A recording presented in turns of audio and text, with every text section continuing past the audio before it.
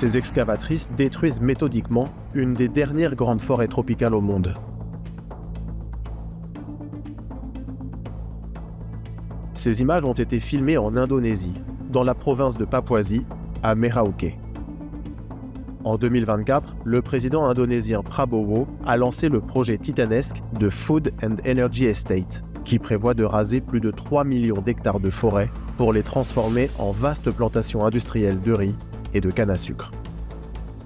L'analyse d'images satellitaires, d'enquêtes sur le terrain et de vidéos postées sur les réseaux sociaux dévoilent l'ampleur de la déforestation en cours. La Papouasie indonésienne abrite l'un des derniers grands sanctuaires sauvages de la planète. C'est un vaste territoire composé d'immenses forêts marécageuses, de savanes et de mangroves côtières. Une région à la biodiversité exceptionnelle, où vivent des milliers d'espèces endémiques de plantes et d'animaux, comme les rares kangourous arboricoles et les emblématiques oiseaux de paradis. Aujourd'hui, ce paradis est en danger, ravagé par des engins qui rasent et engloutissent tout sur leur passage. En août 2024, 2000 excavatrices ont été transportées par bateau de Jakarta vers la région de Merauke. Ces vidéos ont été tournées par des habitants du détroit de Mouli. C'est dans la localité de Wanam que les excavatrices ont été déchargées. Nous avons pu géolocaliser ces vidéos grâce aux images satellites. Des dizaines d'engins rasent depuis août 2024 la forêt tropicale, jour et nuit.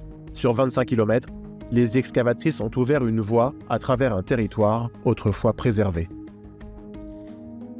D'après des données satellitaires, plus de 11 000 hectares de forêt ont déjà été rasés. Ces vues aériennes montrent l'ampleur de la déforestation en cours. D'autres zones de Merauke ont également été déboisées depuis mai 2024, comme ici pour une plantation de canne à sucre. Pourtant, ce projet pourrait être développé sur des millions d'hectares de terres déjà déboisées, sans mettre en danger les dernières forêts primaires.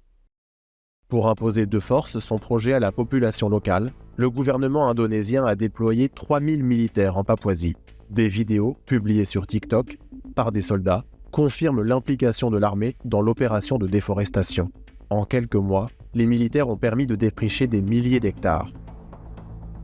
Cette terre est le foyer ancestral de plus de 40 000 autochtones, qui dépendent des forêts pour subvenir à leurs besoins, prélevant seulement ce qui est nécessaire à leur survie, en nourriture et en eau. Malgré les menaces, les communautés locales tentent de défendre leurs terres par des manifestations pacifiques. Les autochtones se sont récemment rassemblés afin de s'organiser face aux menaces sur leur mode de vie traditionnel. Saya nama dengan Bapak itu hidup dengan hutan. Di dalam hutan itu masih ada binatang, cari yang bagus, ikan, segala macam ada di dalam hutan.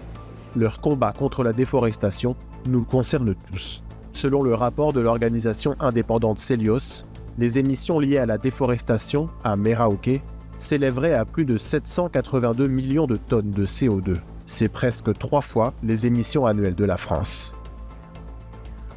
Entre 2002 et 2023, la superficie totale de forêt tropicale en Indonésie a diminué de 11%. L'Indonésie a enregistré des avancées dans la lutte contre la déforestation ces dernières années. Mais ce projet pourrait, à lui seul, réduire à néant ces progrès. Le 28 mai, Emmanuel Macron effectuera une visite d'État en Indonésie pour nouer de nouveaux accords économiques.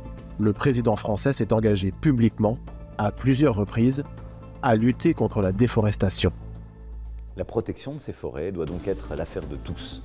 À quelques jours de sa visite, nous appelons le président Emmanuel Macron à défendre les forêts tropicales et la faune sauvage menacée en incitant le président indonésien Prabowo à renoncer à son projet. Les forêts sont les poumons de notre planète. En protégeant ces trésors naturels, l'Indonésie peut participer pleinement à la lutte contre le réchauffement climatique.